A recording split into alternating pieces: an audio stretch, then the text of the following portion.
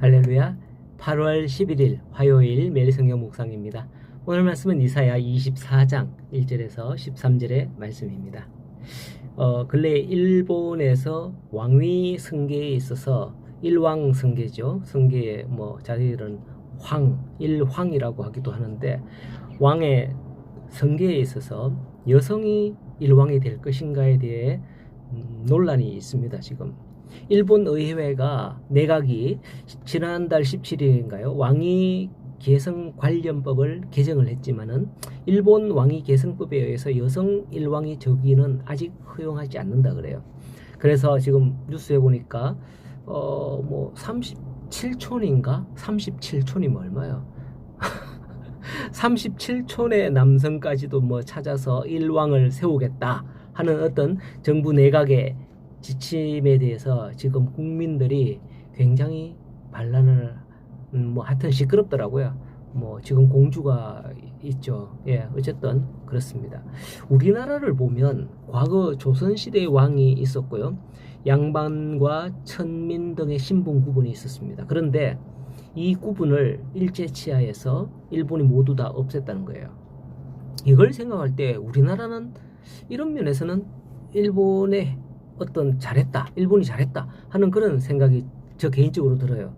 왜냐하면 그런 일이 없었다면 아직까지 우리나라는 갓 쓰고 상투 털고 신분의 노예가 되어서 양반 쌍놈 하면서 그렇게 지내는데, 어쩌면 지금의 인도처럼 그런 사회가 되지 않았을까 생각이 됩니다. 그런데 자기네들은 아직까지 왕이 있지만 우리나라 왕은 없애버렸어요. 아마 일본이 우리나라를 생각해서 그런 게 아니라 우리나라를 속국으로 삼으려고 하다 보니까 방해가 되기에 없앴던 건 아닌가 이렇게 생각이 됩니다만은, 자, 오늘 말씀 1, 2절에 보면 여호와께서 땅을 뒤집어 엎어 주민을 흩으시는데 백성과 제사장이 같을 것이며 종과 상전이 같을 것이며 여종과 여주인이 같을 것이라 등등을 말합니다. 다 평등하게 됐다 이런 말이죠. 이 말이 양반 쌍놈이 아니라 다 똑같다 이런 말 아닙니까? 이 말씀을 보자 과거 우리나라가 생각이 나고 지금 현재 시끄러운 일본이 생각이 났습니다. 사실 이 말씀의 의미가 그것은 아닙니다. 다시 1절을 보면 여호와께서 땅을 공허하게 하심에 황폐하게 하실 것이다 라고 하죠. 이 말의 원뜻은 하나님께서 세상을 창조하시기 전의 상태를 말하는 거예요. 창세기 1장 2절의 말씀에 보면 땅이 혼돈하고 공허하다라는 그런 단어 나오죠. 그 의미예요. 하나님께서는 이 세상을 심판하여 세상을 처음 창조하시기 전의 상태와 같이 만드실 것이다 라는 예언이죠. 왜 그렇게 하시려는 걸까요? 그것은 하나님께서 만물의 대표자와 관리자로 세운 사람의 타락으로 말미암아 이 세상이 훼손되었기 때문입니다.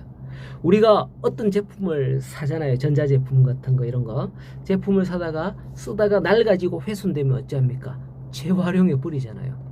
재활용 버리잖아요. 하나님께서도 그와 같은 마음이시라는 거예요. 하나님께서 지으신 처음 세상은 하나님 보시기에도 심히 좋았다고 표현했습니다.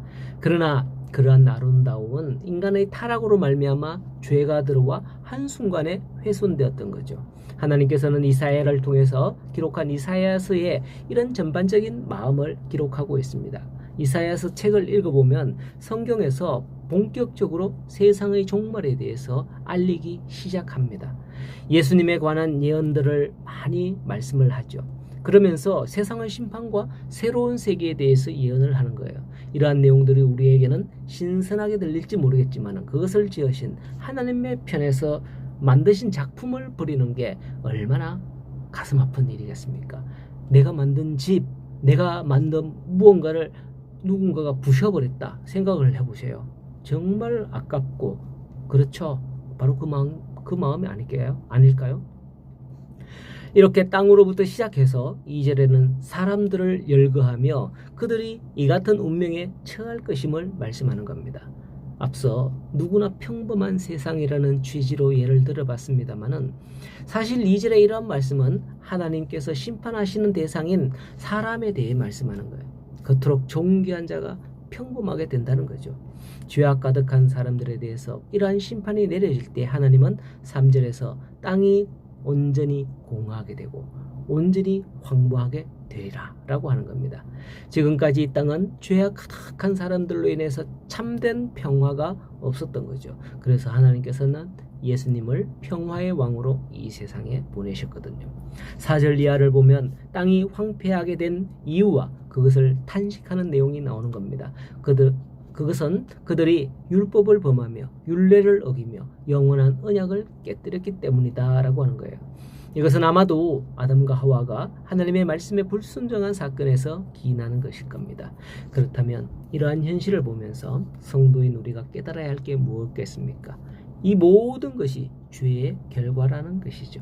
지금도 들려지는 세상의 모든 나라와 재난의 소식들에서 하나님은 이러한 마음이겠구나 하는 그 마음이 느껴집니다. 느끼시나요? 예, 우리가 하나님이 원하시는 세상을 함께 꿈꾸시기를 소원합니다.